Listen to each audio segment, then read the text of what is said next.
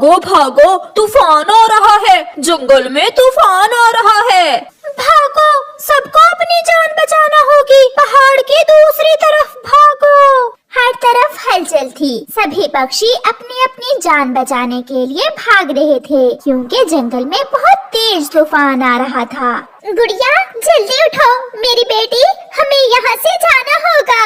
मम्मा, भाई नहीं है, भाई तो नदी पर पानी पीने गया हुआ है। समय बहुत थोड़ा है, चलो आ मेरे साथ चलो। सबको इधर उधर भागता हुआ देखकर कुकू भी उड़ता है। वो अभी उड़ा ही था कि तूफान तेज हो जाता है। बारिश के साथ तेज हवा कुकू को एक तरफ धकेलती हुई अपने साथ उड़ा कर ले जाती है। मम्मा और गुड़िया बहुत मुश्किल से नदी पर आती हैं, मगर वहाँ तो कोई न था। चिड़िया जल्दी करो, सब पहाड़ों की दूसरी तरफ जा रहे हैं, जल्दी करो। गुड़िया बेटी, कुकू कहाँ चला गया? उसे तो अभी अच्छे से उड़ना भी नहीं आता था। मम्मा, हम यहाँ बैठकर भाई का इंतजार करते हैं। नहीं बेटी, जब तूफान थमेगा तो फिर ही हम कुकू को ढूंढ सकेंगे। मैं भी जा रहा हूँ, आप आ जाएं। फिर चिड़िया अपनी बेटी को साथ लेकर दूसरे पक्षियों के पीछे उड़ जाती है। तेज बारिश में उड़ना तो बहुत मुश्किल था, मगर उन्हें अपनी जान तो बचाना थी। कुकू तेज हवा से उड़ता हुआ बहुत दूर निकल जाता है और फिर किसी दूर वाले जंगल में पहुंचकर वो एक पेड़ से टकराकर नीचे गिर जाता है। पहाड़ों की दूसरी ओर सब पक्षी एक गुफा में छुपे बैठे थे। सुबह से किसी ने कुछ न खाया था, सब भूखे थे। चिड़िया बहन चुप कर जाओ, तुम्हें देखकर गुड़िया भी दिल थोड़ा कर रही है। ना जाने मेरा बेटा किस हाल में होगा। अब तो बारिश और तूफान रुकने के बाद ही मालूम होगा कि कौन मरा है और कौन जिंदा। गोरी कौवी अपने साथ भोजन की थैली भी उठा लाई थी। मेरे पास थोड़ा सा भोजन है, जिसे भूख लगी है वो मुझसे भोजन लेकर खा सकता है। कबूतर और तोते का परिवार गोरी से भोजन लेकर खा लेते हैं। चिड़िया बहन, आप भी तो दाने खा लो, ऐसे भूखे पेट कैसी नींद आएगी। तोते भैया, मेरा बेटा भी तो भूखा ही होगा। अगर मुझे पहले तूफान का मालूम होता तो मैं कभी अपने बेटे को नदी पर न जाने देती। हौसला रखो चिड़िया, सब्र करो, जो भाग्य में हो वो होकर ही रहता है। सारी रात गुजर जाती है। सारी रात तेज बारिश होती है और तेज हवा चलती है। दूसरे दिन सुबह कहीं जाकर बारिश रुकती है। कालू कौवा डरा हुआ गुफा से बाहर निकलकर देखता है। आ जाओ, सब बाहर आ जाओ, तूफान थम गया है। ये सुनना था कि सभी पक्षी गुफा से बाहर चले जाते हैं।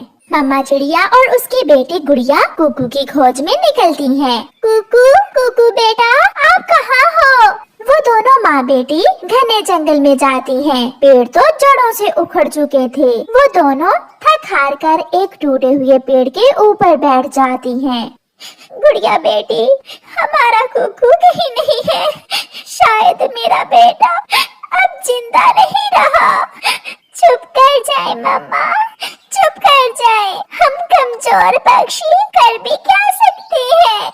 तूफान के आगे हमारा क्या जोर। बुलबुल आंटी का बेटा भी पेड़ के नीचे दबकर मर गया है। शाम होने से पहले पहले मम्मा चिड़िया और गुड़िया घर लौट आती हैं। उनकी आस उम्मीद टूट चुकी थी। वो यही समझती हैं कि कुकू मर गया है, मगर कुकू बच गया था। वो तेज धूप में बैठा हुआ रो रहा था। वो एक अनजान जंगल में था।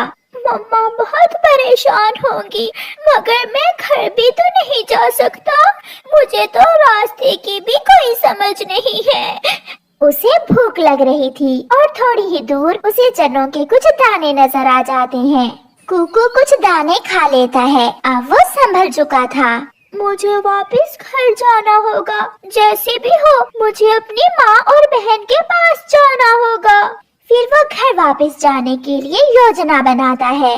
वो बेरी के एक पेड़ से बेरी तोड़कर उनका रस निकालता है और एक कागज के टुकड़े पर अपने जंगल का मैप तैयार करने लगता है। जंगल में पूर्व की तरफ बड़े पहाड़ थे और पश्चिम की दिशा में नदी। फिर वो सूरज की तरफ देखते हुए अपने मैप को सीधा करता है। यहाँ नदी के पास घना जंगल और साथ में खाली मैदान और फिर ये रही छोटी नदी। ऐसे कुकू अपने जंगल का मैप तैयार कर लेता है।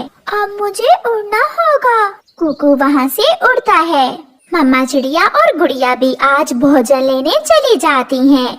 चिड़िया बहन, जो हुआ उसे भूल जाओ, अपनी बेटी की खातिर खुद को संभालो। हाँ हरियाली बहन, मुझे अपनी बेटी के लिए जीना होगा। मेरी बेटी अभी बहुत छोटी है। मम्मा, क्या भाई अब कभी लौट कर नहीं आएगा? नहीं बेटी, आपका भाई अब इस दुनिया में नहीं रहा। उदास मन के साथ मम्मा चिड़िया और गुड़िया भोजन की खोज में निकल जाती हैं। उड़ते उड़ते कुकू को कुछ समंदरी बगले नजर आते हैं। कुकू उनके पास जाता है। अंकल, मैं रास्ता भूल गया हूँ, क्या आप इस जंगल के बारे में जानते हैं? कुकू बगले को अपना मैप दिखाता है। पहाड़, दूसरी तरफ नदी और ये मैदान, ऐसा जंगल तो सागर के साथ है। शायद मैं भूल रहा हूँ। नहीं छोटे पक्षी, मैं नहीं जानता, मैं आपको गलत दिशा का नहीं बता सकता। कुकू वहाँ से आगे बढ़ता है। वो एक सिमत में उड़ना जानता था, इसलिए वो सीधा उड़ रहा था। वो ऊंचाई पर उड़ रहा था। उड़ते उड़ते वो सागर के ऊपर से गुजरता है। जब वो थक जाता है तो सागर में मौजूद एक टापू पर बैठकर थोड़ा आराम करता है। यहाँ तो तरह तरह के फल हैं, ऐसे फल जो मैंने पहले कभी नहीं खाए। फिर कुकू वहाँ से जी भर के मीठे मीठे फल खाता है और फिर से उड़ता है। उसे बहुत दूर मध्यम मध्यम से बादलों में छुपे हुए पहाड़ नजर आते हैं। वो पहाड़ देखकर बहुत खुश होता है। ये पहाड़ तो मेरे जंगल के ही लग रहे हैं। वो अपनी रफ्तार और भी तेज करता है। वो पहाड़ों पर पहुंच जाता है। ये जगह कुकू की देखी देखी थी, क्योंकि यहाँ तो वो अपनी मम्मा के साथ अक्सर आया करता था। मैंने कर लिया, वो रहा सामने कालू अंकल और गौरी आंटी का घर। वो थका हुआ तो था, मगर वो घर पहुंचकर ही आराम करना चाहता था। मम्मा, अब तो शाम हो गई, अभी तक लौट कर नहीं आया मेरा भाई। गुड़िया बेटी, अंदर आ जाओ, आपका भाई अब कभी नहीं आएगा। कुकू भी अपनी मम्मा और बहन को दूर से ही देख लेता है। वो मुड़ता है और दूसरी तरफ से पीछे से आकर अपनी मम्मा और बहन को हैरान कर देता है। मैं यहाँ हूँ, मैं आ गया मम्मा, मैं आ गया। अपने बेटे को देखकर मम्मा चिड़िया की तो चीखें ही निकल जाती हैं। कुकू, कुकू मेरे बेटे, आप जिंदा हो, आप जिंदा हो मेरी जान। मेरा कुकू जिंदा है, मेरा कुकू बच गया, मेरा कुकू घर लौट आया है। वो सब गले लग जाते हैं और मम्मा चिड़िया की रो रो कर हिचकी बंध जाती है। शायद ये खुशी मम्मा चिड़िया के लिए उसकी जिंदगी की सबसे बड़ी खुशी थी। प्यारे दोस्तों, किसी भी मुश्किल में हिम्मत और हौसले से काम लें। मुश्किल समय में ठीक तरह योजना बनाएं। कुकू की तरह बहादुरी से काम लें और मुसीबत का मुकाबला करें।